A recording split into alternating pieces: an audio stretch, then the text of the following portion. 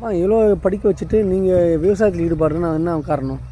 இல்லை, நான் வந்து வெளியே போயிட்டு வேலை செஞ்சேன்னா அங்கே வந்து நான் ஒருத்தர்கிட்ட கீழே வேலை செய்யணும். ஆனால் இங்கேன்னா எங்களோட நிலம், நானே தொழிலாளி, நானே முதலாளி. அங்கே நிறைய சம்பாதிச்சாலும் இங்கே எனக்கு 1000 ரூபாய் சம்பாதிச்சாலும் ரொம்ப பெரிய விஷயம்.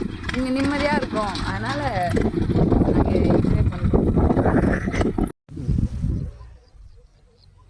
என்ன பண்ணுறேன் விவசாய நண்பர்களே, என்னோடய தங்கை வந்து இப்போது விவசாயத்தில் ஒரு புரட்சி ஆரம்பிக்கிறாங்க.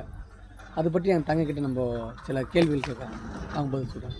ஓகே, சரிம்மா. ஜனனி, உங்களை பற்றி கொஞ்சம் சொல்லுங்கம்மா. வணக்கம், என் பேர் வந்து ஜனனி. நான் வந்து பாலாபுரம் கிராமத்தில் இருக்கிறேன். நான் வந்து இப்போது பிஏ டிஃபென்ஸ் படிக்கிறேன், டிகிரி. அது வந்து இப்போ நான் வந்து என்னென்னா டிராக்டரி வந்து எங்கள் கயனியில் வந்து டிராக்டரி வந்து ஏர் ஓட்டுறேன்.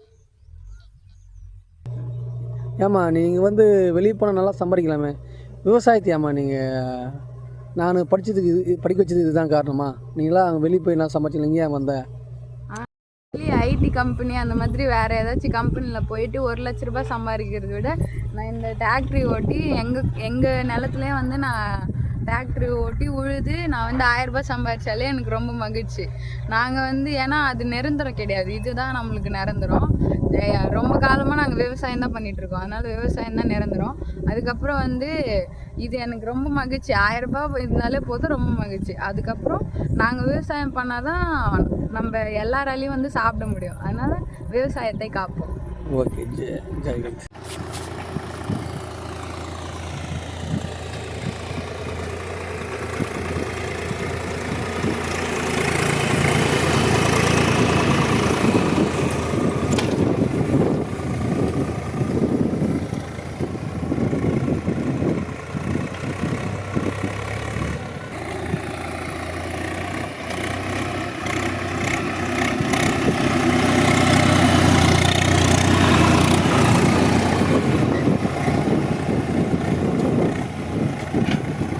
யார் ஓட்டுதா?